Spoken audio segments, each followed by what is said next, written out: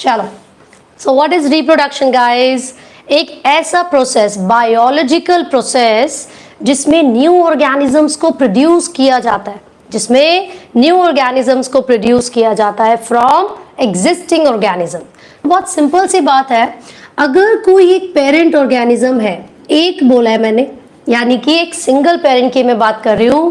सो अगर कोई एक सिंगल पेरेंट है, वो डिवाइड कर रहा है। सो बच्चों, ये वर्ड मैं क्यों यूज कर रही हूँ डिवाइड? मैंने ये क्यों नहीं बोला वो रिप्रोड्यूस कर रहा है?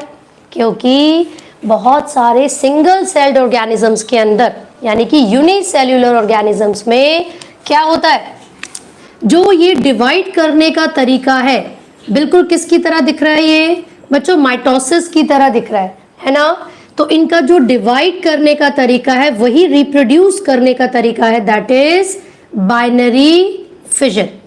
तो इसका मतलब ये हुआ कि सिंगल सेल्ड ऑर्गेनिजम्स, जो पेरेंटल ऑर्गेनिज्म है, जब वो दो डॉटर सेल्स में डिवाइड करेगा, यानी कि बाइनरी फिजन जब वो करेगा, तो उसका रिप्रोड्यूस करने का जो तरीका है वो बिल्कुल माइटोसिस यानी कि सेल डिवीजन की तरह होगा। तो क्वेश्चन आप लोगों से पूछा जाता है, वो कौन से ऑर्गेनिजम्स हैं जिनमें mode of reproduction is equivalent to cell division? तो क्या आंसर होने वाला है? फटाफट से लिख के बता दो, तभी पता चलेगा बच्चों क्या आंसर है। Come on, I think board ऊपर से नहीं दिख रहा है ना, जस्ट अ सेकेंड।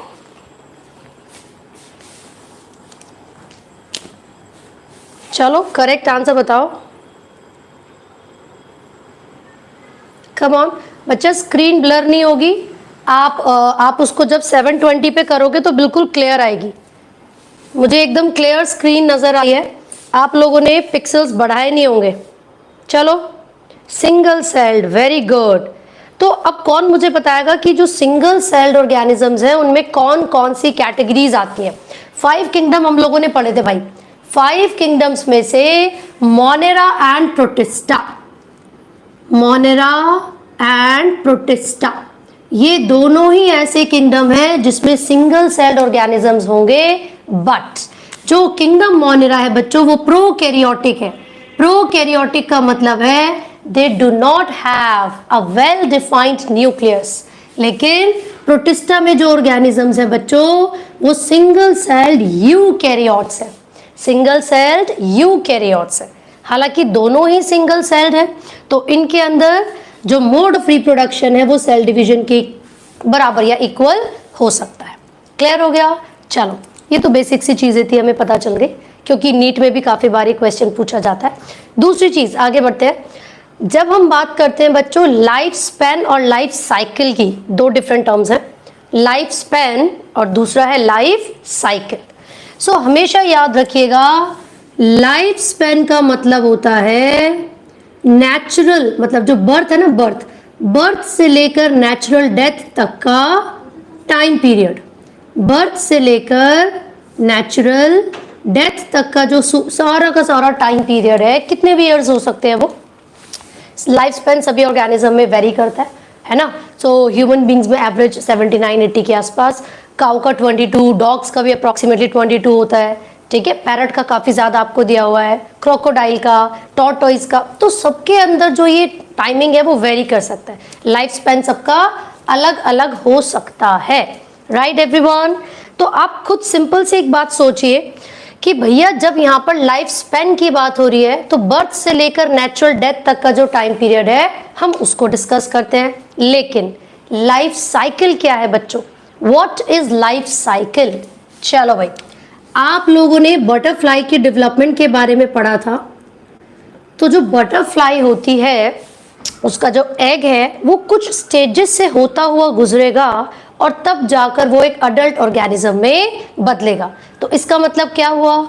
इसका मतलब ये हुआ लाइफ साइकिल वो फेजेस होते हैं जिन फेजेस के दौरान कोई भी एक एग एक अडल्ट में बदलता है, ठीक है। जैसे कैटरपिलर, लार्वा, प्यूपा, बहुत सारी स्टेजेस आपने पढ़ी थी जब बटरफ्लाई की डेवलपमेंट हो रही थी। तो उसे क्या बोलेंगे हम? Life cycle. क्या बोलेंगे? Life cycle. और लाइफ स्पैन क्या था? बर्थ से लेकर नेचुरल डेथ तक का टाइम पीरियड। करेक्ट। क्वेश्चन एक और आपसे पूछा जाएगा, 12th में भी 1 मार्क के क्वेश्चंस आजकल आने लगे हैं क्योंकि एमसीक्यूज भी काफी ज्यादा पूछे जाते हैं। तो एक क्वेश्चन तो हमने डिस्कस कर लिया है बच्चों। दूसरा क्वेश्चन जो पूछा जाता है वो ये है, सिंगल सेल्ड ऑर्गेनिजम्स की कभी नेचुरली डेथ नहीं होती। What does it mean? इस स्टेटमेंट से क्या मतलब है? तो आप बताओगे कि जो सिंगल सेल्ड ऑर्गेनिजम्स हैं दे कंटिन्यू टू डिवाइड, वो आगे चलकर अपने ही जैसी 2 डॉटर सेल्स को बना लेते हैं, तो नेचुरली उनकी तो डेथ हुई नहीं है। They continue to become next generation, किसकी मदद से? डिवीजन की मदद से। उनके जैसे ही 2 न्यू ऑर्गेनिजम्स प्रोड्यूस हो जाते हैं, फिर आगे चल के वो और 2 बनाएंगे।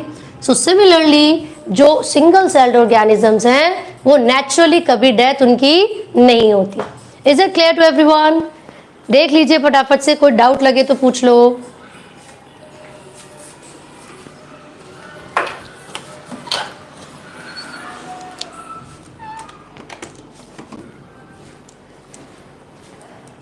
ठीक है जी बेटा, ये क्लास 12th ही तो है, क्या क्या क्वेश्चंस करते हो तुम लोग? मैम क्लास 12th कब से स्टार्ट होगी?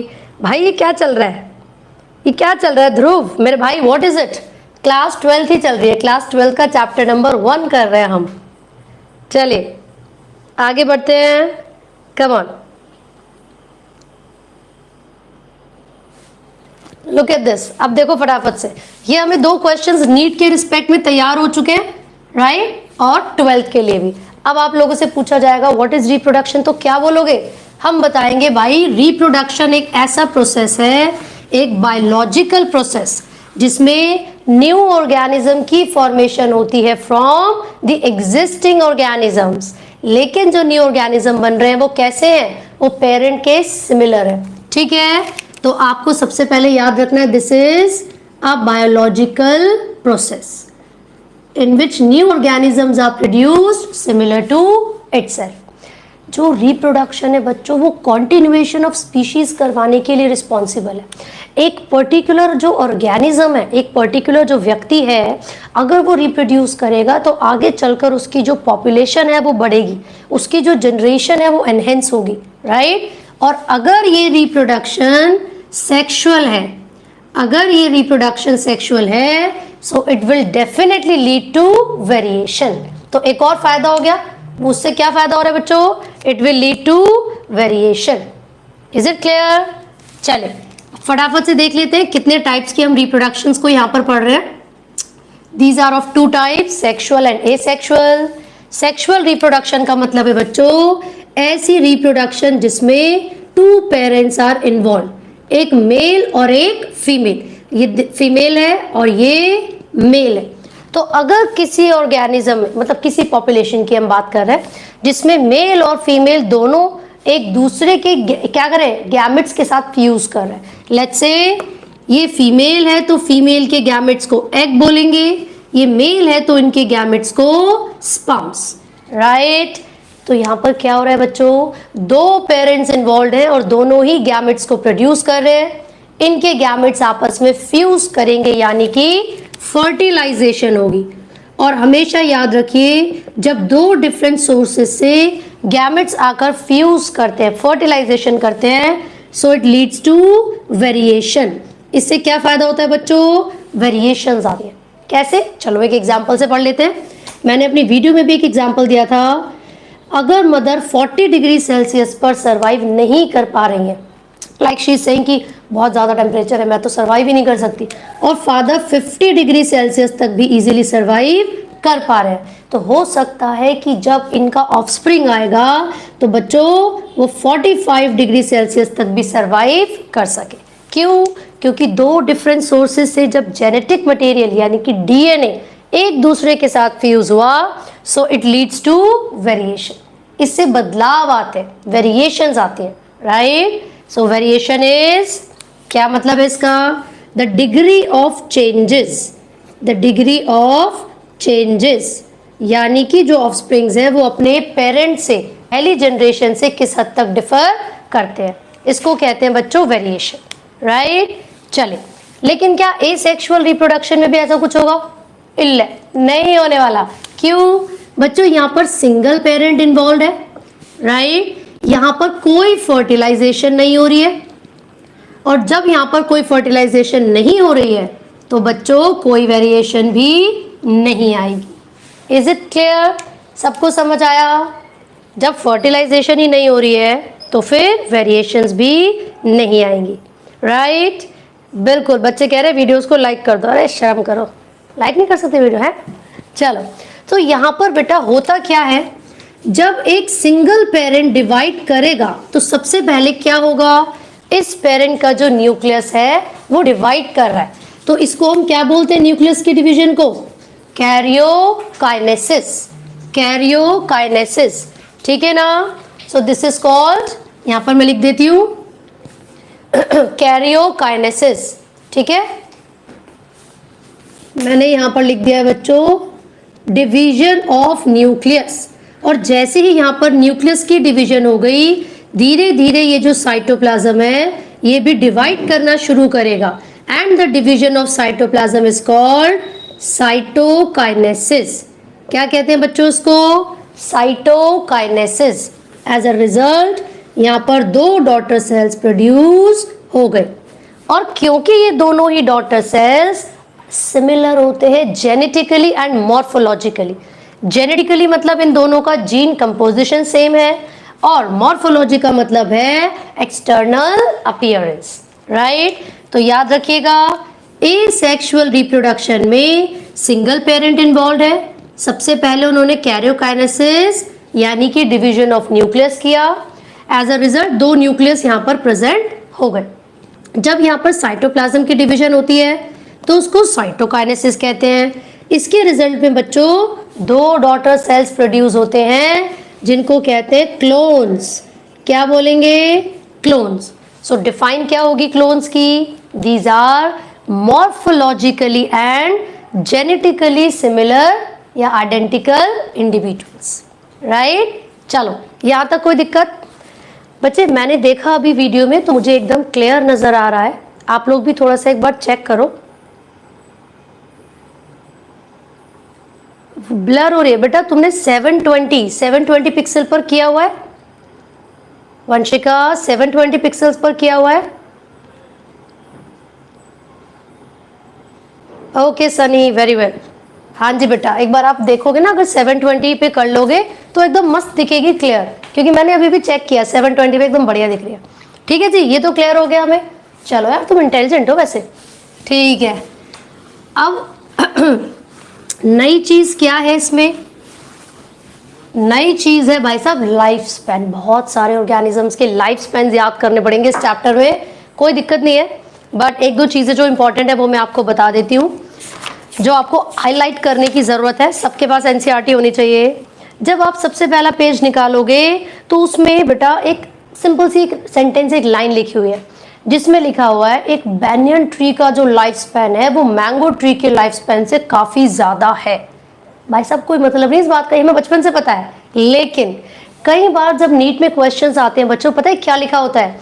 Which of the following statements is या आर करेक्ट या फिर इनकरेक्ट, तो बच्चे वहां घूम जाते हैं। इसीलिए आपको लाइन टू लाइन स्टेटमेंट्स के बारे में पता होना बहुत जरूरी है। तो जो लाइन मैंने अभी बोली, a mango tree has a much shorter life span as compare to a peepal tree, एक ही तो बात है, पीपल ट्री का लाइफ स्पैन बहुत ज्यादा होता है देन मैंगो ट्री, तो वो घुमा के दे देते हैं, मतलब तो सेम है ना भाई, सो डोंट बी कंफ्यूज्ड। ठीक है, चलो, साथ ही साथ उसमें लिखा हुआ है नो इंडिविजुअल इज इमॉर्टल, अमर कोई नहीं है भाई साहब, एक्सेप्ट सिंगल सेल्ड ऑर्गेनिज्म, ये तो हमने पढ़ ही लिया, क्योंकि जो सिंगल सेल्ड ऑर्गेनिज्म है वो नेचुरली मरते नहीं हैं, इतने चालाक हैं, खुद ही डिवाइड कर जाते हैं 2 डॉटर सेल्स में। ठीक है जी, आगे बढ़ते हैं बच्चों, आगे बढ़ते हैं फटाफट से। अब यहाँ पर हम कुछ वेजिटेटिव प्रोपेग्यूल्स के बारे में बात करने वाले हैं। वो कौन कौन से स्ट्रक्चर्स हैं जो कि न्यू प्लांट्स को प्रोड्यूस करने में हेल्प करेंगे। लेकिन उससे पहले मुझे एक बात बताओ यार, ये जो एसेक्सुअल रिप्रोडक्शन था इसके कुछ टाइप्स होते हैं। एसेक्सुअल रिप्रोडक्शन के कुछ टाइप्स होते हैं। फॉर एग्जाम्पल बाइनरी फिजन, जो कि अभी अभी हमने पढ़ा था, बाइनरी फिजन। क्या एग्जाम्पल था बच्चों? अमीबा। ठीक है, एक होता है मल्टीपल फिजन, उसका example plasmodium. Plasmodium, then regeneration, regeneration, इसका एग्जाम्पल प्लेनेरिया। फ्रेगमेंटेशन का एग्जाम्पल बताओ फटाफट से लिख के, फ्रेगमेंटेशन का एग्जाम्पल बताओ। चलो लेट मी सी कौन बता रहा है, Hariya. Fragmentation, come on everyone, I want to see कितने टैलेंटेड बच्चे हैं। चाय भी रखी थी मैं तो मैं भूल गई। अरे भाई साहब ये फ्रेगमेंटेशन का एग्जाम्पल है स्पाइरोगायरा, स्पाइरोगायरा। ऐसा ना एक एल्गी जो बिल्कुल फिलामेंटस एल्गी होती है और जब वो डिवाइड कर जाती है छोटू छोटू छोटू से फ्रेगमेंट्स में, so each fragment gives rise to a new individual. ठीक है जी, आगे देखो एक और होता है बच्चों जिसको आप बडिंग कहते हो, and then spore formation, spore formation. तो बडिंग का एग्जाम्पल हाइड्रा और ईस्ट, दोनों में से कुछ भी लिख सकते हो। स्पोर फॉर्मेशन का एग्जाम्पल है राइजोपस, जो कि ब्रेड मोल्ड होती है, फंगस ब्रेड मोल्ड होती है बच्चों, है ना। सो याद रखिएगा ये बहुत सिंपल है, हम इनको डिटेल में नहीं पढ़ने वाले हैं, but we must know at least one example for each type of asexual reproduction. ठीक है, तो देख लो, वरना मैं रब कर दूंगी, बोलोगे दीदी आप बड़ी जल्दी रब कर देती हो। ठीक है जी, तो ये तो हमें बचपन से ही पता था यार, तो 4th-5th क्लास में भी पता होता है ना। लेकिन जो चीज हमें नहीं पता वो है वेजिटेटिव प्रोपगेशन। नहीं मतलब तुम्हें पता है मैं जानती हूँ, लेकिन वो जो वेजिटेटिव प्रोपगेशन है बच्चों, उसमें कुछ ऐसे स्ट्रक्चर्स हमें पढ़ने हैं जो हमने पहले नहीं पढ़े थे, मतलब 10th-11th में नहीं थे। एंड दो स्ट्रक्चर्स जो कि हेल्प करते हैं न्यू प्लांट की प्रोडक्शन में, these are called vegetative propagules, vegetative propagules. ठीक है, तो क्योंकि मैं पहले प्लांट्स की बात कर रही हूँ, सो इसलिए मैंने यहाँ पर पहले वेजिटेटिव प्रोपग्यूल लिखा है। बट कुछ रिप्रोडक्टिव स्ट्रक्चर्स ऐसे भी हैं जो डिफरेंट एनिमल्स के अंदर, डिफरेंट ऑर्गेनिजम्स के अंदर न्यू प्रोजनी को प्रोड्यूस करवाने के लिए जरूरी है। ठीक है, सो वेजिटेटिव प्रोपग्यूल में पता है क्या है, आपके एनसीईआरटी में एग्जाम्पल दे रखा है, ऐसे करके ना आलू बना रखा है, आलू थोड़ा इरेगुलर सा है, उसमें से आइज निकल रही हैं, बर्ड्स निकल रही हैं, राइट। सो क्वेश्चन आपसे पूछा जाएगा कि पोटैटो, दो बहुत इंपॉर्टेंट चीजें बता रही हूँ मैं, नीट के हिसाब से भी और 12th के हिसाब से भी। पोटैटो पहली बात किसकी मॉडिफिकेशन है, स्टेम की मॉडिफिकेशन है या रूट की मॉडिफिकेशन है, ये बताओ मुझे। चलो फटाफट से बताओ, स्टेम की मॉडिफिकेशन है या फिर रूट्स की, कौन बताएगा। भाई क्या बात है अंकुश त्यागी, मैंने तो सुना था तुम जा रहे हो क्लास लेने, हैं कैसे आ गए वापस। ओहो विकास, अमन बहुत अच्छे, मसूद जी बहुत अच्छे बेटा, बिल्कुल सही बात है। नो उर्वशी, वंशिका, बेटा स्टेम की मॉडिफिकेशन होती है, पोटैटो इज अंडरग्राउंड स्टेम। तो हमेशा याद रखिएगा जो पोटैटो है वो स्टेम की मॉडिफिकेशन है, लेकिन शकरकंदी यानी कि स्वीट पोटैटो भाई साहब वो रूट की मॉडिफिकेशन है। वो भी कौन सी रूट पता है, एडवेंटिशियस रूट, एडवेंटिशियस रूट। भाई मेरी क्लास में कॉपी और बुक लेके बैठोगे तो एकदम मजा आ जाएगा तुम लोगों को, क्योंकि ये वो चीजें हैं जो कि आपके दिमाग में साथ ही साथ घुस जाएंगी, और नहीं याद रही तो दोबारा से रिवीजन करोगे ना तो एकदम अच्छे से रिकॉल हो जाएंगी। ठीक है, सो बच्चों potato is a modified stem and sweet potato is a modified root. Potato is a modified stem and sweet potato is a modified root. तो अगर क्वेश्चन आपसे पूछा जाए कि ये दोनों होमोलोगस है या एनालोगस है, ये बताओ। चलो ये दोनों होमोलोगस होंगे या फिर एनालोगस होंगे, मुझे ये बता दो। कम ऑन एवरीवन, होमोलोगस है या फिर एनालोगस है। चलिए मैं रोज क्लास लूंगी 10 बजे, तो चिंता की कोई बात नहीं है, चाहे चैप्टर 2 दिन में खत्म हो के 3 दिन में, राइट। बताओ बेटा, कम ऑन।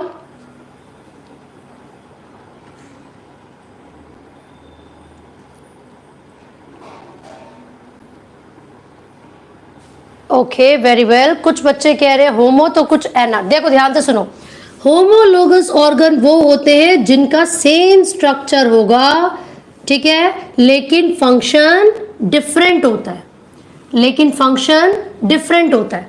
एनालॉगस वो होते हैं जिनका स्ट्रक्चर डिफरेंट है, स्ट्रक्चर डिफरेंट है बट फंक्शन दोनों का सेम है, फंक्शन दोनों का सेम है। तो मुझे ऐसा क्यों लग रहा है कि इन दोनों का स्ट्रक्चर अलग अलग है, क्योंकि पोटैटो स्टेम और स्वीट पोटैटो रूट की मॉडिफिकेशन है। दैट मीन्स ये किस तरीके का इवोल्यूशन शो करेंगे बच्चों? एनालॉगस। क्यों? क्योंकि उसमें स्ट्रक्चर डिफरेंट होते हैं और फंक्शन सेम होते हैं, राइट? तो क्योंकि इन दोनों का फंक्शन सेम है, that is storage of food, इसीलिए इनको कहा जाता है कि ये एनालॉगस स्ट्रक्चर्स होते हैं बच्चों। क्लियर हो गया ना? चलिए आगे बढ़ते हैं। फिर हम पोटैटो के अंदर वो कौन सा स्ट्रक्चर है जिसका यूज करके आप न्यू प्लांट को प्रोड्यूस करवा सकते हो? तो बच्चों उनको ट्यूबर कहा जाता है या फिर एक्सिलरी बड्स, ट्यूबर कहा जाता है या फिर एक्सिलरी बड्स। तो ये सबसे पहले हमने पोटैटो के बारे में पढ़ा। देन आपको ऐसे करके अदरक सी बना के दिखा रखी है, समथिंग लाइक दिस, है ना? सो बच्चों जिंजर में यानी कि अदरक में आप देखोगे कुछ थ्रेड लाइक स्ट्रक्चर प्रेजेंट होते हैं जिनको हम कहते हैं राइजोम, इनको कहा जाता है राइजोम। सो एक्सिलरी बड कहां पर मिल रही थी? पोटैटो में। राइजोम कहां पर मिल रहे हैं? जिंजर एंड बनाना, केला, ठीक है जी। तो ये क्या है? These are the reproductive structures और वेजिटेटिव प्रोपेग्यूल्स, राइट? फिर इसके अलावा बच्चों आपको एक प्लांट का एग्जाम्पल दे रखा है, समथिंग लाइक दिस, है ना? तो वो जो प्लांट है अगेव, उसके पास स्ट्रक्चर होते हैं बुलबिल, ठीक है? तो ये कौन से प्लांट के अंदर? अगेव के अंदर मिलने वाले, राइट? फिर आपको एक पत्ती यानी कि एक लीफ बना के दिखा रखी है जो कि ब्रायोफाइलम की लीफ है बेटा, और यहाँ पर कुछ छोटी छोटी सी बर्ड्स हैं and these are called adventitious buds, adventitious buds. तो याद रखिएगा ब्रायोफाइलम के अंदर जो एडवेंटिशियस बर्ड्स है, अगर आप इनका यूज करते हो तो भाई साहब न्यू प्लांट को आप इजीली प्रोपगेट कर सकते हो। अगेव के अंदर बुलबिल का यूज करोगे तो भी न्यू प्लांट मिल जाएगा। लेकिन एक और एग्जांपल है बच्चों, वाटर हियासिंथ, वाटर हियासिंथ। मुझे उसका डायग्राम बनाना नहीं आता सुंदर सा, लेकिन समझ जाना तुम। सो वहां पर एक स्ट्रक्चर था बच्चों offset, the structure was offset. ये एक ऐसा स्ट्रक्चर है जिसका यूज करके आप वाटर हियासिंथ को प्रोड्यूस करवा सकते हैं। तो याद रखिएगा offset is the vegetative propagule for water hyacinth. बच्चों इसका साइंटिफिक नेम भी हमें पता होना चाहिए, इकॉर्निया क्रेसिपस, क्रेसिपस, ठीक है? इसको नोट डाउन करो फटाफट से। कम ऑन एवरीवन, चलिए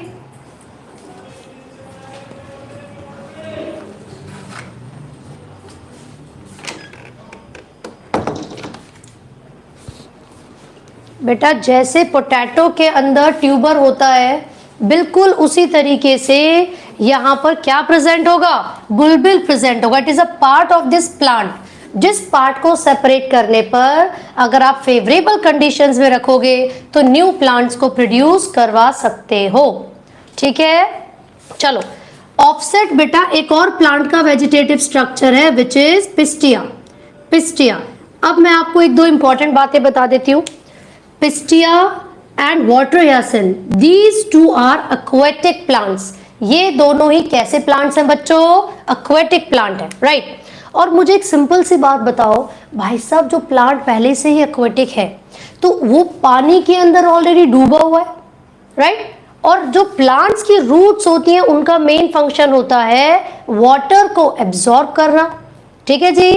पर इन बेचारे प्लांट्स को रूट्स की जरूरत ही क्या है जब पहले से ही पानी में डूबे हुए? तो क्वेश्चन आपसे पूछा जाता है इनमें से कौन सा ऐसा प्लांट है जिसमें रूट्स इनसिग्निफिकेंट रोल प्ले करेंगी? रूट्स इनसिग्निफिकेंट रोल प्ले करेंगी? तो आप बताओगे वाटर हियासिंथ और पिस्टिया में, क्योंकि ये दोनों ही एक्वाटिक प्लांट्स हैं, इनकी रूट्स ऑलरेडी वाटर में सबमर्ज हैं, तो पूरी प्लांट बॉडी पानी में होने की वजह से डायरेक्टली ऑस्मोसिस भी तो कर सकते हैं ना, तो रूट हेयर तो कोई काम ही नहीं कर रहे हैं वहां पे, राइट? सो उनका एज सच कोई भी रोल नहीं होता। Is it clear to everyone? चलो अब इसके बाद वाटर हियासिंथ यानी कि कॉर्निया क्रेसिपस को टेरर ऑफ बंगाल भी कहा जाता है। ऐसा क्यों कहते हैं बच्चों इनको टेरर ऑफ बंगाल? ऐसा इसलिए कह रहे हैं क्योंकि इन्होंने तहलका मचा रखा है बंगाल में जाके। भाई साहब, इस प्लांट का जो रेट ऑफ ग्रोथ है वो इतना रैपिड है, इतनी जल्दी ये पानी के अंदर स्टेगनेंट यानी कि रुके हुए पानी में मिलेगा, इतनी जल्दी जल्दी ग्रोथ करता है ये पानी के अंदर, पूरा एरिया तो यही कवर कर लेता है। चल तू एरिया भी कवर कर ले भाई, कोई बात नहीं। एरिया कवर करने के अलावा वाटर में से ऑक्सीजन को ड्रेन भी कर लेता है, तो पानी में रह रहे जो बाकी एनिमल्स हैं यानी कि एक्वाटिक एनिमल्स लाइक फिशेस, जब उनको ऑक्सीजन नहीं मिलेगा तो फिर वो क्या हो जाएंगी? डेड हो जाएंगी। ठीक है, सो ये बेसिकली पूरा एरिया कवर करेगा, पानी में से ऑक्सीजन को ड्रेन करेगा, एज अ रिजल्ट जो एक्वाटिक एनिमल्स हैं उनकी डेथ हो जाती है। फिर क्वेश्चन ये उठता है, यार लेके क्यों आए हम इंडिया में? इतना ही खतरनाक था तो बच्चों क्या रीजन है, हम क्यों लेकर आए वाटर हियासिंथ को इंडिया में? ये बताओ, बहुत इंपॉर्टेंट क्वेश्चन है ये। चलो जल्दी से बता दो फटाफट, लेट मी सी किसको उत्तर आता है। अरे मछली मर गई, tension Baba. Beautiful, what beautiful?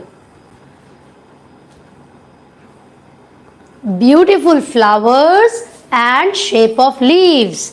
बच्चों इसको हम इंडिया में इसलिए लेकर आए थे, बड़े ही खूबसूरत फूल थे इसके, beautiful flowers and shape of leaves, shape of leaves, इस वजह से लेकर आए थे हम इसको इंडिया में।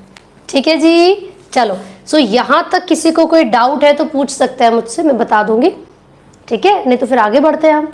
तो मैंने यहाँ पर देखा बच्चों, पोटैटो में ट्यूबर या एक्सिलरी बर्ड है, ब्रायोफाइलम में एडवेंटिशियस बर्ड्स हैं, ये जिंजर और बनाना में राइजोम है, अगेव के पास बुलबिल है, एंड वाटर हियासिंथ और पिस्टिया के पास ऑफसेट है। राइट, इसको रब कर दो बच्चों। If you want to take a screenshot और something you can take it. ठीक है, अब मैं थोड़ी कॉन्शियस हो गई हूँ, पहले मैं जल्दी से रब कर देती थी। ठीक है जी, चलो सो बच्चों कंसेप्ट साथ साथ समझते चलो वरना आगे दिक्कत हो जाएगी। नाउ लुक एट दिस, इसके अलावा भी कुछ वेजिटेटिव प्रोपेग्यूल्स होते हैं, वो क्या क्या हो सकते हैं? जैसे कि सकर, रनर, है ना, तो सकर कहाँ पर होगा? मिंट के अंदर, पुदीना के अंदर मिलता है ये स्ट्रक्चर। रनर बच्चों ग्रास के अंदर मिलता है, ग्रास के अंदर। और जो अनियन और गार्लिक है ना, उनमें बल्ब मिलेगा, बल्ब, BULB, अनियन गार्लिक। ठीक है ना, सो याद रखिएगा ये भी कुछ ऐसे वेजिटेटिव प्रोपेग्यूल है जो इन प्लांट्स के अंदर पाए जाते हैं, and we can use them to propagate a new plant. ठीक है जी, चलो अब बेटा इसके अलावा भी कुछ ऐसे रिप्रोडक्टिव स्ट्रक्चर्स आपको एनसीईआरटी में दिए हुए हैं जो आपको पढ़ने हैं, जैसे कि क्लेमाइडोमोनास, क्लेमाइडोमोनास जो कि एक सिंगल सेल्ड यानी कि यूनिसेल्यूलर एल्गा है। इसके पास कुछ ऐसे स्ट्रक्चर्स होते हैं जिनका नाम है जूस्पोर्स। बच्चों जो क्लेमाइडोमोनास है, जब भी वो एसेक्सुअली रिप्रोड्यूस करेगी तो जूस्पोर से ये मोटाइल होते हैं और हैप्लॉइड होते हैं। These are motile and haploid spores. ठीक है, सो एसेक्सुअली क्लेमाइडोमोनास ने जूस्पोर्स को रिलीज किया जो कि मोटाइल भी होंगे और हैप्लॉइड भी होंगे। अगर दूसरा एग्जाम्पल लें तो वो पेनिसिलियम का है, विच इज अ फंगस। बेटा ये कौन से स्पोर्स को प्रोड्यूस करती है? कोनिडिया।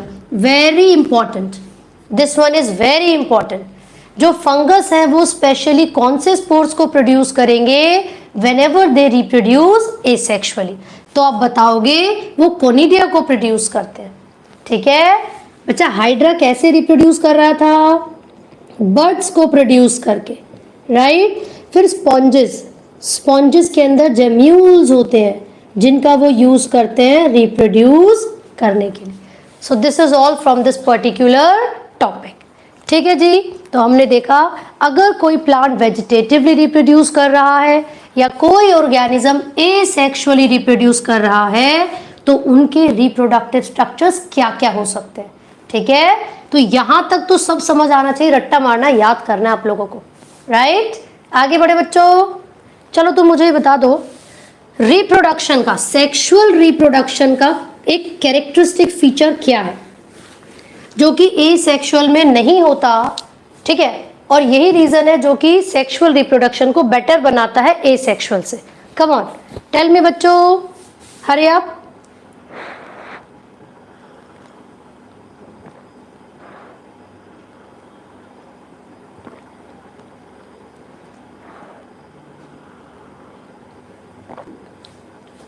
नहीं बेटा, वेरिएशंस आएंगे कब? ऐसा क्या हुआ था जो वेरिएशंस आई, ये बताओ मुझे।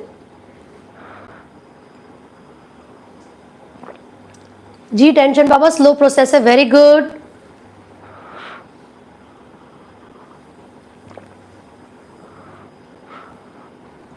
क्या बात है, बहुत अच्छे। Fusion of male and female gametes यानी कि फर्टिलाइजेशन, ये हुई ना बात। तो भाई साहब ये जो फर्टिलाइजेशन है ये सबसे इंपॉर्टेंट इवेंट होता है सेक्सुअल रिप्रोडक्शन का। राइट, तो इससे पहले होने वाले जितने भी इवेंट्स होंगे बच्चों उसको हम बोलेंगे प्री फर्टिलाइजेशन इवेंट, और इसके बाद होने वाले जितने भी इवेंट्स होंगे उनको बोलेंगे पोस्ट फर्टिलाइजेशन इवेंट्स। तो एक बात बताओ, नहीं मतलब mail and female gametes fuse हो रहे हैं, ठीक है जी, तो फ्यूज होने से पहले भी तो कुछ ना कुछ होगा। फ्यूज होने से पहले गैमेट्स बनेंगे भी तो सही, पहले बनेंगे फिर ट्रांसफर होंगे उस जगह पर जहां पर फर्टिलाइजेशन होने वाली है। तो यानी कि प्री फर्टिलाइजेशन इवेंट्स में सबसे पहले गैमेट्स की फॉर्मेशन होगी विच इज कॉल्ड गैमेटोजेनेसिस। ठीक है जी, और जो दूसरा स्टेप है बच्चों वो क्या है? Gamete transfer. गैमेट ट्रांसफर यानी कि मेल और फीमेल गैमेट्स के फ्यूजन होने से पहले मेल और फीमेल गैमेट्स का बनना जरूरी है और ऐसे जगह पर पहुंचना जहां पर फर्टिलाइजेशन होने वाली है। So these two events are categorized under pre fertilization event, मतलब फर्टिलाइजेशन से पहले। ठीक है, मान लो मैं ह्यूमन बींग्स की बात कर रही हूँ, तो ह्यूमंस के अंदर जो फर्टिलाइजेशन है वो कहाँ होती है? फेलोपियन ट्यूब में होती है ना। सो सबसे पहले गैमेट्स बने और फिर वो फेलोपियन ट्यूब तक ट्रांसफर हो गए। जैसे ही दोनों सेम टाइम पर यानी कि साइमल्टेनियसली जब वो दोनों ही गैमेट्स फेलोपियन ट्यूब में पहुंचेंगे तो फ्यूजन हो जाएगी यानी कि फर्टिलाइजेशन। अब फर्टिलाइजेशन के बाद क्या होगा यार? क्या बनेगा बच्चों? जाइगोट बनेगा, and then this zygote will undergo differentiation ताकि एम्ब्रियो की डेवलपमेंट चल सके। तो उसी प्रोसेस को कहा जाता है बच्चे एम्ब्रियोजेनेसिस। राइट, प्री फर्टिलाइजेशन में ये दोनों इवेंट्स, फर्टिलाइजेशन में मेल और फीमेल गैमेट्स का फ्यूजन, पोस्ट फर्टिलाइजेशन में जाइगोट का बनना और एम्ब्रियोनिक डेवलपमेंट का चलना। ठीक है, पर आपको पता है जब हम और भी ज़्यादा डिफरेंस की बात करते हैं सेक्सुअल एसेक्सुअल के बारे में तो एक और डिफरेंस आता है। अभी जो एक बच्चे ने बताया था, टेंशन बाबा ने, शायद भाई साहब बिल्कुल सही बोला आपने, सेक्सुअल रिप्रोडक्शन एक स्लो प्रोसेस है। ठीक है, this is much more complex than the asexual reproduction. Right, आप खुद सोचो, जब ईस्ट के बारे में, फंगस के बारे में बात की थी, 90 मिनट में पूरा सेल साइकिल खत्म हो रहा था उसका, है ना। बैक्टीरिया की बात कर लो, ई कोलाई, 20 मिनट में जो ई कोलाई बैक्टीरिया है भाई साहब वो डिवाइड करके 2 नए बच्चे भी प्रोड्यूस कर देता है। एसेक्सुअली कर रहा है ना, इसलिए 20 मिनट लगे। लेकिन ह्यूमन बींग्स के अंदर क्या हो रहा था? अगर आज मेल और फीमेल गैमेट्स की फ्यूजन हुई है भाई साहब 9 महीने का इंतजार करना पड़ेगा, तभी जाकर आपको रिजल्ट मिल पाएगा। कितना स्लो प्रोसेस है, कितना टाइम कंज्यूमिंग, कितना कॉम्प्लेक्स। राइट, तो याद रखिएगा sexual reproduction is a complex process as well as slow process. ठीक है जी। चलो सो बच्चों, ये पूरी चीजें करवाने से पहले मैं आपको बताना चाहती हूँ प्लांट्स के रिस्पेक्ट में, प्लांट्स के अंदर हम क्या कहते हैं इन फेजेस को। प्लांट्स के अंदर डिफरेंट स्टेजेस है, एनिमल्स में भी है वैसे तो, पर प्लांट्स में क्या कहते हैं वो बता रही हूँ। सबसे पहले कौन सा फेज होता है बच्चों? सबसे पहला जो फेज आता है किसी भी प्लांट की लाइफ के अंदर, जब वो रिप्रोड्यूस कर रहा होगा उससे पहले, उसको कहते हैं जुवेनाइल फेज। जुवेनाइल फेज है ना, हमारे लिए प्लांट्स के लिए कहते हैं, ये मैं प्लांट ही हटा देती हूँ, वेजिटेटिव फेज। वेजिटेटिव फेज, ठीक है, ये सबसे पहला फेज है किसी भी ऑर्गेनिज्म के डेवलपमेंट के दौरान। फिर उसके बाद सेकंड आता है बच्चों reproductive phase. Reproductive phase and then आता है सेंसेंट फेज। सेंसेंट फेज। अब इन तीनों का मतलब क्या है? ऐसा बोला जाता है कि जितने भी लिविंग ऑर्गेनिजम्स हैं उनकी लाइफ में 3 फेजेस आएंगे। जो सबसे पहला फेज है जुवेनाइल फेज, या फिर प्लांट्स के लिए vegetative phase, this is the phase of growth and maturation. ये एक ऐसा फेज है जिसमें ऑर्गेनिज्म रिप्रोड्यूस तो नहीं कर सकता, लेकिन रिप्रोड्यूस करने से पहले जो बदलाव बॉडी के अंदर आने चाहिए, जो ग्रोथ और मैच्योरेशन होनी चाहिए, वो इसी फेज के अंदर होती है। एज अ रिजल्ट, जब ये फेज कंप्लीट हो जाएगा, the organism is ready to reproduce. तो जो सेकंड फेज चलेगा बच्चों, उसको क्या बोलेंगे? Reproductive phase. तो एनिमल्स में तो मतलब इंसानों में या बाकी एनिमल्स में बच्चे के रोने की आवाज आ रही है तुम्हें आस पड़ोस के घरों में से, तो तुम समझ जाओगे भैया यहाँ तो रिप्रोडक्टिव फेज हो चुका है पूरा, है ना, तभी तो रिजल्ट का पता चला। लेकिन प्लांट्स में कैसे पता चलेगा? उनके बच्चे थोड़ी रोते हैं। तो बेटा प्लांट्स में होता है फ्लावरिंग। तो ये जो नए नए फूल खिल के आ रहे हैं, ये रिप्रोडक्टिव फेज का ही रिजल्ट है, ठीक है। लेकिन जो लास्ट फेज होता है किसी ऑर्गेनिज्म की लाइफ का, that is very close to the death, है ना, उसी फेज को कहा जाता है senescent phase. And at this phase most of the organisms have lost their ability to reproduce, ठीक है ना।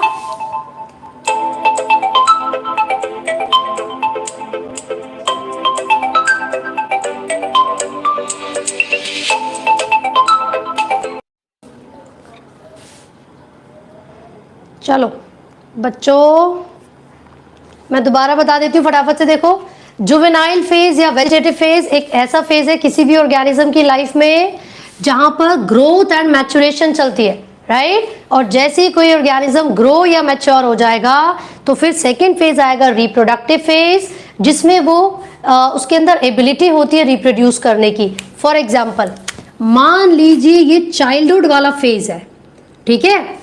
तो ये ऐसा फेज है जिसमें अभी तक मेल और फीमेल सेक्स हार्मोन्स प्रॉपर तरीके से फॉर्म नहीं हुए हैं, राइट। सेकेंडरी सेक्सुअल कैरेक्टरिस्टिक्स नहीं आई है। तो इस फेज में ऑर्गेनिज्म रिप्रोड्यूस नहीं कर रहा है, सिर्फ ग्रोथ और मैच्योरेशन चल रही है।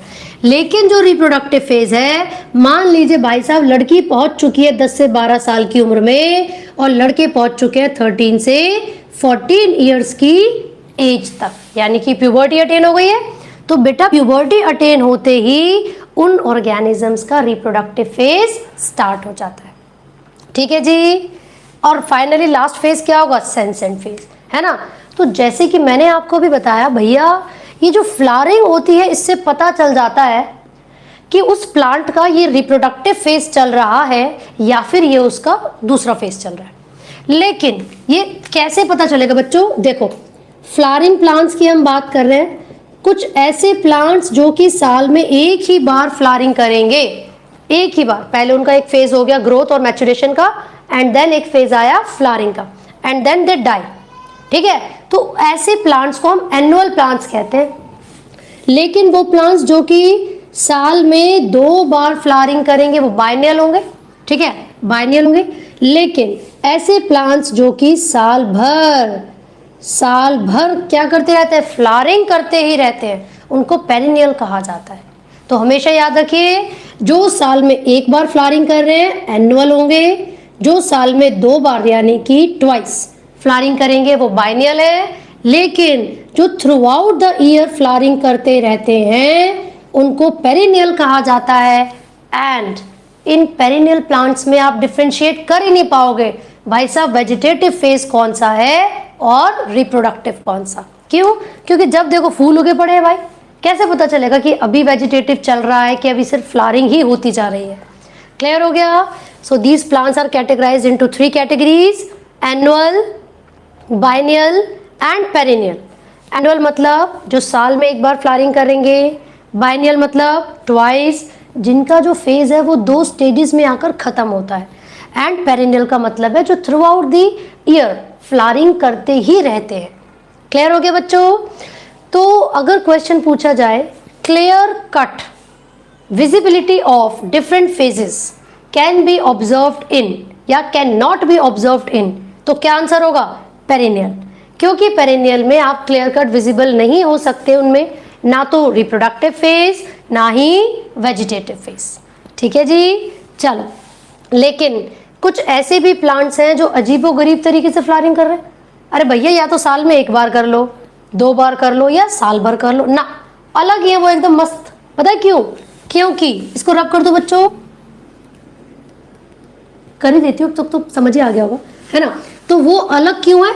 अनयूजुअल यानी कि अजीबोगरीब फिनोमिना शो क्यों कर रहे हैं वो, मैं बताती हूँ। लिख रहे हैं हम unusual flowering phenomena, unusual flowering phenomena कौन शो कर रहा है? एक प्लांट है बैम्बू।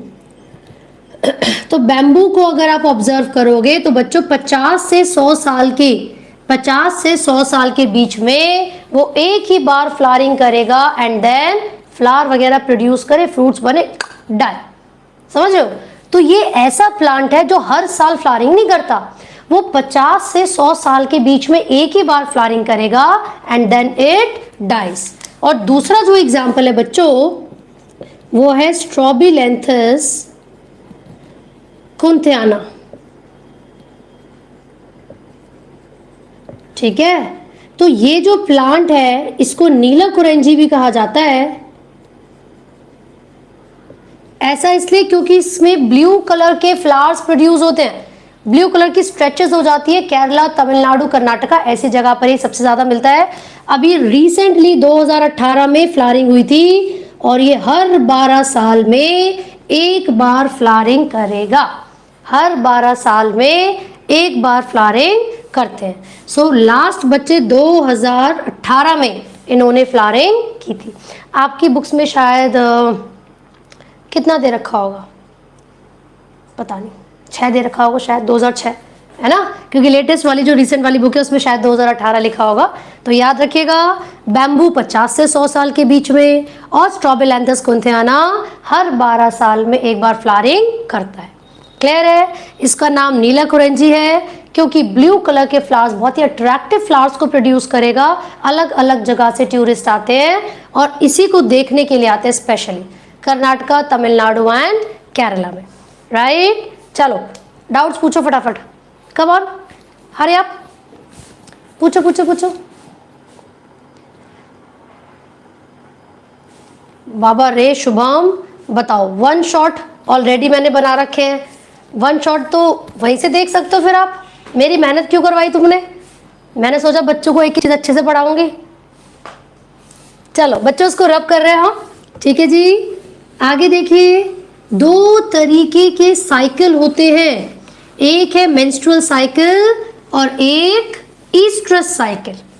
ये दोनों ही कॉमन इसलिए हैं बिकॉज डिफरेंट ऑर्गेनिजम्स में रिप्रोडक्टिव फेज को रिप्रेजेंट करते हैं।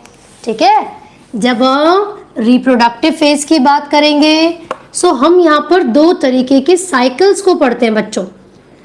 अब हम इसको साइकिल कह क्यों रहे हैं?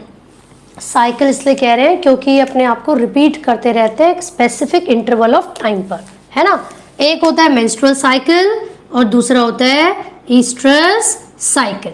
ठीक है जी बच्चे, जो मेंस्ट्रुअल साइकिल है ये प्राइमेट्स के अंदर होगा, यानी कि प्राइमेटा के अंदर ये रिप्रेजेंट करेगा कि उस पर्टिकुलर ऑर्गेनिज्म का रिप्रोडक्टिव फेज चल रहा है। ठीक है, क्योंकि ये हर 28 दिन में अपने आप को क्या करते हैं? रिपीट करते हैं, तो इसलिए हमने इसको साइकिल बोला था। ठीक है, तो ये रिप्रोडक्टिव फेज को रिप्रेजेंट करेंगे और ये भी, ये प्राइमेटा में होते हैं और ये नॉन प्राइमेटा में होते हैं। नॉन प्राइमेटा में इसको मंथली साइकिल भी कह देते हैं और इसको सीजनल बोला जाता है बच्चों, सीजनल बोला जाता है। कहने का मतलब है कि प्राइमेटा में मतलब ह्यूमन, मंकी, चिंपैंजी, गिबन। ठीक है, ये एग्जांपल है, ह्यूमंस,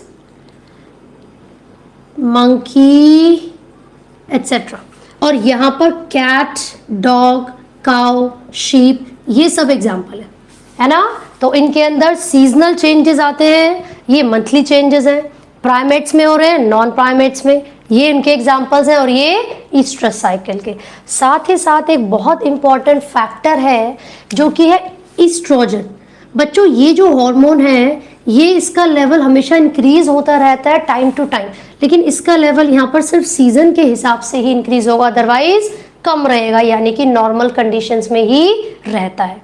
ठीक है, सो याद रखिएगा मेंस्ट्रुअल साइकिल में और ईस्ट्रस साइकिल में क्या डिफरेंस है। स्पेसिफिकली आपसे प्राइमेटा और नॉन प्राइमेटा के बारे में क्वेश्चन पूछ लिया जाता है। ठीक है, सो यहाँ तक कोई दिक्कत बच्चों?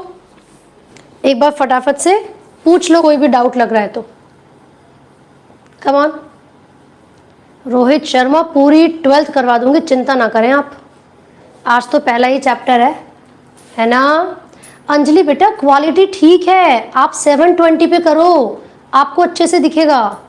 सच्ची मुच्ची मैंने भी करके देखा था, आपने ना 420 पे या उस पे कर रखा होगा, आप 720 पे करोगी ना एकदम मस्त दिखेगा आपको, मैं भी सुंदर सुंदर दिखूंगी फिर क्लियर से।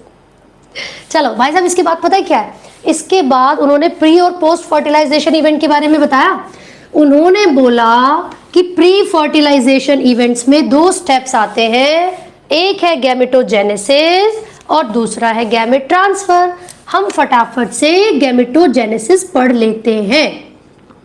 गैमेटोजेनेसिस आज यहाँ तक कवर कर लेंगे, कल पूरा चैप्टर खत्म हो जाएगा। ठीक है, मैं आप लोगों के लिए टेलीग्राम ग्रुप का लिंक डाल दूंगी डिस्क्रिप्शन बॉक्स में। साथ ही साथ आप लोगों ने देखा होगा I am wearing this T shirt after school. This is my another YouTube channel जहां पर आपको फ्री इंग्लिश स्पीकिंग की क्लासेस मिल जाएंगी और क्लास 9, 10th के 11, 12th के बच्चों के लिए साइंस और इंग्लिश की वीडियोस भी मिल जाएंगी। सो जाके उसे भी सब्सक्राइब भी कर देना। ठीक है, पहले तो वीडियोस को लाइक कर लो। तो चलो भाई, सो भाई साहब गैमेटोजेनेसिस का मतलब है the process of formation of gametes, bracket में लिख लेना बोथ मेल एंड फीमेल। ठीक है, सो होता यह है कि प्री फर्टिलाइजेशन इवेंट में गैमेटोजेनेसिस की हम बात करेंगे। इसका मतलब है the process of formation of gametes, formation of gametes, है ना। तो मेल फीमेल दोनों बनेंगे। तो बच्चों अगर किसी ऑर्गेनिज्म में both male and female gametes are similar in structure and function, तो इसको कहा जाता है आइसोगैमस। आइसोगैमस, या तो दोनों नॉन मोटाइल हो या फिर दोनों मोटाइल। जैसे क्लैडोफोरा का एग्जाम्पल आपको एनसीईआरटी में दिया होगा आइसोगैमस के लिए। ठीक है, फिर ये तो हो गया आइसोगैमस या फिर होमोगैमस। बच्चों दोनों का मतलब होता है सेम, राइट। लेकिन अगर ह्यूमन बीइंग्स की अगर हम बात करें तो ये फीमेल है, यानी कि egg, female gamete, and this is sperm. तो इसका मतलब ये हुआ ये दोनों डिसिमिलर है, ये दोनों एक जैसे नहीं है, तो इसको हम बोलेंगे एनाइसोगैमस, एनाइसोगैमस, या फिर क्या बोलेंगे बच्चों, होमो की जगह हेट्रोगैमेट्स, हेट्रोगैमेट्स, राइट। तो याद रखिए आइसो या होमो का मतलब सेम है, चाहे वो दोनों मोटाइल हो या नॉन मोटाइल। एनाइसो या हेट्रो का मतलब डिफरेंट है, अगेन कोई एक मोटाइल या कोई दूसरा नॉन मोटाइल हो सकता है। ठीक है, कुछ ऐसे ऑर्गेनिजम्स होते हैं बच्चों जिनके अंदर both the male and female reproductive structures are present in same plant, यानी कि मेल और फीमेल स्ट्रक्चर्स क्या क्या होते हैं। जैसे ह्यूमंस की बात करें तो testis and ovaries sex organs होते हैं, वैसे ही प्लांट्स की बात करोगे तो आर्किगोनियम यानी कि female reproductive structure, and antheridium, यानी कि मेल रिप्रोडक्टिव स्ट्रक्चर अगर सेम प्लांट में प्रेजेंट है, सेम इंडिविजुअल में प्रेजेंट है, तो उसको बाइसेक्सुअल, लेकिन अगर डिफरेंट इंडिविजुअल में होंगे तो फिर यूनिसेक्सुअल कहा जाता है। ठीक है। फॉर एनिमल्स बच्चों बाइसेक्सुअल के लिए हमने वर्ड यूज किया था हर्माफ्रोडाइट, हर्माफ्रोडाइट। ठीक है ना। सो हर्माफ्रोडाइट का एक एग्जाम्पल दो ले लेते हैं, earthworm and Leach, earthworm and Leach. और यूनिसेक्सुअल का एग्जाम्पल कॉकरोच। जो कॉकरोच होते हैं ना बच्चों, उसमें मेल अलग है और फीमेल अलग, राइट। जो मेल है थोड़े से स्टाइलिश है, यानी कि मेल के पास एक ऐसा स्ट्रक्चर है जो उसको फीमेल से डिफरेंट बनाता है। That structure is caudal style. क्या स्ट्रक्चर है बच्चों? Caudal style. ठीक है। प्लांट का अगर एग्जाम्पल लोगे तो यहाँ पर आप पपाया ले सकते हो, पपाया ले सकते हो, वाटरमेलन ले सकते हो, है ना। और यहाँ पर बाइसेक्सुअल में मस्टर्ड, हिबिस्कस, चाइना रोज वगैरह वो आप वहाँ पर ले सकते हैं। ठीक है। इसी के साथ साथ बेटा स्टेराइल, स्टेराइल का मतलब है जो रिप्रोड्यूस नहीं कर सकते। कई बार स्टेराइल स्टेमन होते हैं तो उनको स्टेमिनोड कहा जाता है, स्टेमिनोड, है ना। तो बेसिकली अगर किसी फ्लावर में सिर्फ एक ही स्ट्रक्चर होगा, एक ही स्ट्रक्चर प्रेजेंट है, सिर्फ मेल या तो फीमेल, है ना, तो स्टेमिनेट या पिस्टिलेट आप उसको कह सकते हो। लेकिन अगर वो स्टेराइल है तो आप उसको स्टेमिनोड कहोगे, right. So this is all for today. आज के लिए बस इतना ही। बाकी जो बचा हुआ चैप्टर है वो हम कल सुबह 10 बजे डिस्कस करेंगे। ठीक है। फिलहाल यहाँ तक किसी को कोई डाउट है तो पूछ लो, मैं भी देखूं कहीं हमने कुछ स्किप तो नहीं कर दिया है यहाँ तक। लेट मी सी। एक टेबल भी है बेटा, वो तो पढ़ना ही पड़ेगी, बहुत ज़रूरी है। आप लोग देखना, नेक्स्ट पेज पर है वैसे तो, वो पेज नंबर 13 पर टेबल है बच्चों, वो टेबल ज़रूर पढ़ लेना। ठीक है। साथ ही साथ ये जो बाइसेक्सुअल कंडीशन है इसके लिए दो और वर्ड्स होते हैं, एक है होमोथैलिक और एक है मोनोइशियस। मैं लिख देती हूँ वरना आप लोगों को याद नहीं रहेगा। बाइसेक्सुअल के लिए बच्चों मोनोइशियस, इसका मतलब भी वही है, एक ही ऑर्गेनिज्म में, एक ही इंडिविजुअल में बोथ मेल एंड फीमेल। इसी को कहते हैं होमोथैलस या होमोथैलिक। प्लांट के लिए यूज कर रहे हैं। तो यूनिसेक्सुअल के लिए क्या हो जाएगा बच्चों? डायशियस, है ना, या फिर हेटेरोथैलिक। क्लियर है। होमो का मतलब सेम, मोनो का मतलब एक ही इंडिविजुअल में। ठीक है। बाइसेक्सुअल का मतलब भी सेम इंडिविजुअल में दोनों mail and female reproductive structures का होना, राइट। अब इसके अलावा और कुछ हमने स्किप तो नहीं कर दिया? नहीं। स्टेमिनेट और पिस्टिलेट तो याद ही रखना पड़ेगा आपको। सिंगल स्टेमन है, सिंगल, तो उसको बोलेंगे स्टेमिनेट, स्टेमिनेट। और अगर सिंगल पिस्टिल है तो उसको बोलेंगे पिस्टिलेट, पिस्टिलेट। ठीक है जी।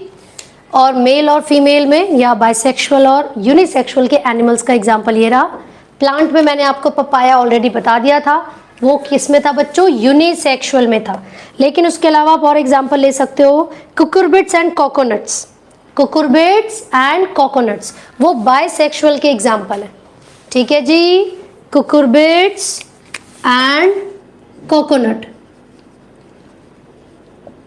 कोकोनट ये बाइसेक्सुअल के एग्जाम्पल है बच्चों। और यहाँ पर पपाया हो गया यूनिसेक्सुअल में, और डेट पाम, डेट पाम। चलिए, सो दैट्स ऑल। मिलेंगे अब हम कल सुबह 10 बजे। तब तक के लिए पढ़ते रहिए जितना मैंने